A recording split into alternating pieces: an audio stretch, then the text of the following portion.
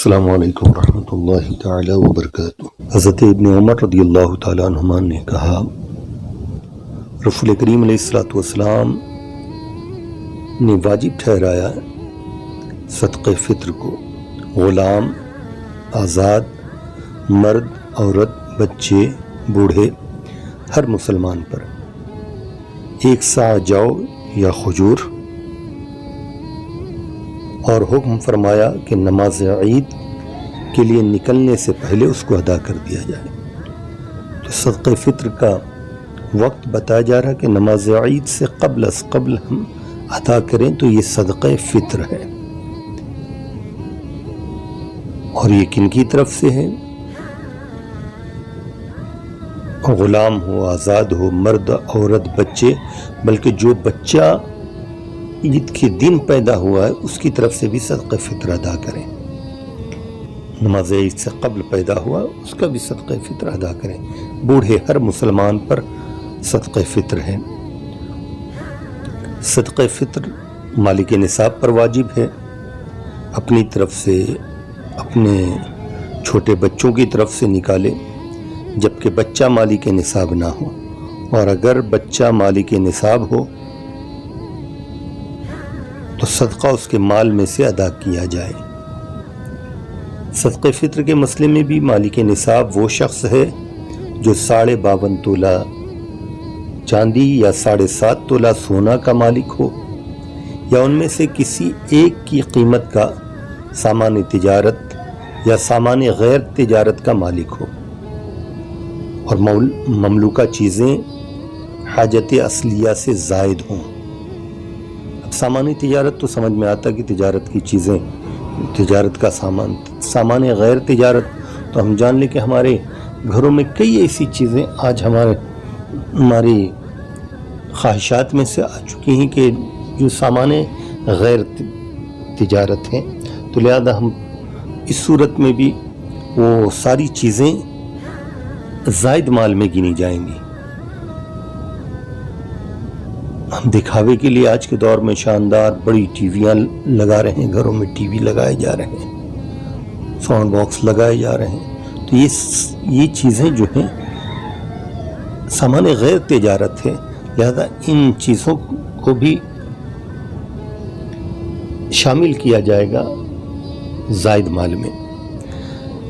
حضرت ابن عباس رضی اللہ تعالیٰ عنہما سے روایت ہے، رمضان کے اخیر میں رسول کریم علیہ الصلوۃ والسلام نے لوگوں سے خطاب فرمایا کہ تم لوگ اپنے روزوں کا صدقہ ادا کرو۔ روزوں کا صدقہ، روزہ خود ہم دیکھ لیں کہ روزہ اپنے روزوں کا صدقہ ادا کرو،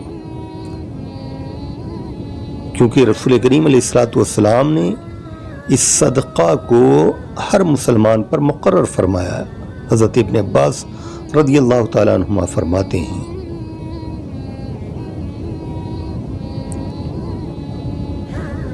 خواہ وہ آزاد ہوں، غلام ہوں، مرد ہوں یا عورت ہو، چھوٹا ہو یا بڑا، ہر ایک کی طرف سے 1 صاع کھجور یا جو یا نصف صاع گیہوں لہذا ہم ادا کریں گے۔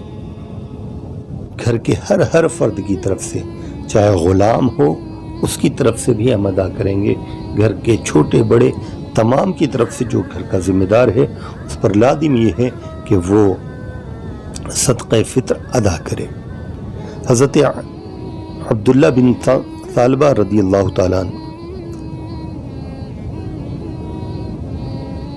اپنے والد سے روایت کرتے ہیں، رسول کریم علیہ الصلوۃ والسلام نے فرمایا، 1 صاع گیہوں 2 آدمی کی طرف سے کافی ہے، خواہ وہ بالغ ہوں یا نابالغ، آزاد ہوں یا غلام، مرد ہو یا عورت، خدا تعالیٰ اس کی بدولت تمہارے غنی کو پاک کرتا ہے اور فقیر کو اس سے زیادہ دیتا ہے جتنا کہ اس نے دیا ہے۔ تو صدقہ فطر کے ذریعے غنی کو پاک کرتا ہے۔ غنی کے روزے میں کچھ کمی رہ گئی تو ان کمیوں کو دور فرماتا ہے رب کائنات، گناہوں سے پاک کرتا ہے، تو غنی کو پاک کرتا ہے اور فقیر کو اس سے زیادہ دیتا ہے جتنا کہ اس نے دیا ہے. جتنا اس نے دیا ہے اس سے زیادہ فقیر کو رب کائنات عطا فرماتا ہے. حضرت ابن عباس رضی اللہ تعالیٰ عنہما نے کہا رسول کریم علیہ الصلوۃ والسلام نے صدقہ فطر اس لیے مقرر فرمایا تاکہ لغو اور بیہودہ کلام سے روزے کی طہارت ہو جائے اور دوسری طرف مساکین کے لیے خوراک کا انتظام ہو جائے. تو صدقہ فطر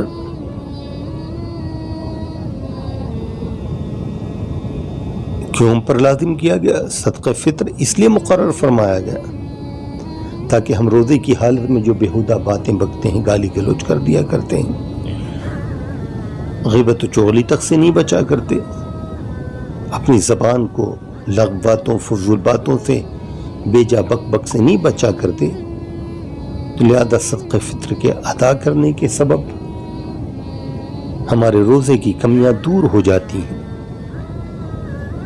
اور دوسری طرف یہ کہ مساکین کے لیے کھانے کا اہتمام ہو جاتا ہے.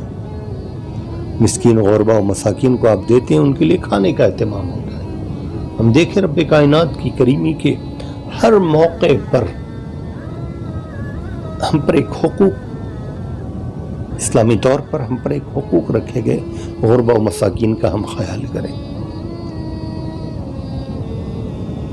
روزے کے کفارے کے معاملے میں دیکھ لیں تو بھی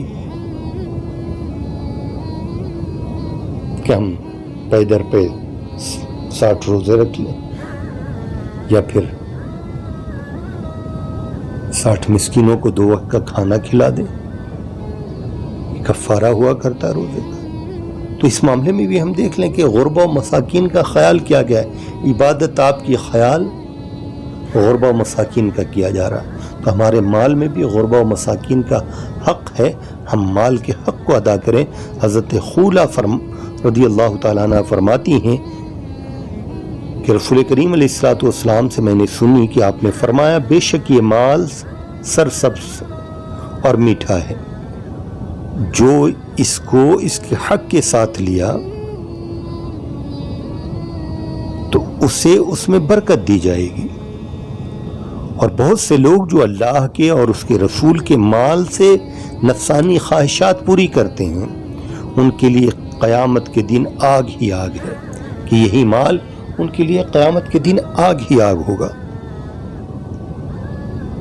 تو اللہ تعالیٰ نے جو مال دیا ہے، مال کو سرسبز بنایا گیا ہے، میٹھا ہے، تو اس کے حق کے ساتھ لیں گے تو یہ ہمارے لیے سرسبز ہوگا اور بڑھے گا. اس کے حقوق کو ہم ادا کریں. اللہ تعالیٰ نے ہمیں مال عطا کیا ہے تو ہم صدقہ فطر ادا کریں. مال کے جو حق ہیں، زکوٰۃ ہم ادا کریں تو ہمیں پاکیزگی عطا کی جاتی ہے، ہمارا مال پاکیزہ ہوتا ہے. ورنہ ہم مال کا میل زکوٰۃ ہم خود ہی کھاتے رہتے ہیں. عمومی طور پر ہم دیکھ لیں ہمارا نظریہ چونکہ مال سے محبت ہوتی ہے، مال کی محبت میں ہم صحیح طور پر جس قدر ہمیں زکوٰۃ نکالنا چاہیے ہم نہیں نکالا کرتے ہیں. ہمارا معاشرہ اگر صحیح طور پر صرف زکوٰۃ نکال دے تو تمام ملک سے مسلمانوں کی غربت ختم ہو جائے. لیکن اللہ ماشاء اللہ کہ ہم نکالتے بھی ہیں تو بس یوں کہ ہم نے تھوڑا نکال لیا اور پھر تشہیر کر دی کہ ہم اتنا نکالا. تو ضرورت یہ کہ ہم سمجھیں کہ یہ مال ہمارے لیے باعث برکت بھی ہے اور باعث زحمت بھی بروز قیامت ہوگا. دنیا میں بھی باعث زحمت ہوگا کہ اگر ہم زکوٰۃ صحیح طور پر نہیں نکالتے ہیں تو یہی مال باعث زحمت ہوگا. کہ عالم یہ ہے کہ اس ہم پر پریشانیاں، بیماری آ جائیں گی اور ہم پھر ان بیماری میں گھر کر زکوٰۃ سے زائد کئی گنا زائد ہمارے مال یوں ہی ضائع ہو جایا کرتے ہیں. تو ہمیں چاہیے کہ ہم زکوٰۃ کو، مال کے حق کو ادا کریں، مال کا حق ادا کریں، زکوٰۃ کو صحیح طور پر ہم ادا کرنے کی کوشش کریں. مولا تعالی ہمیں توفیق عطا فرمائے.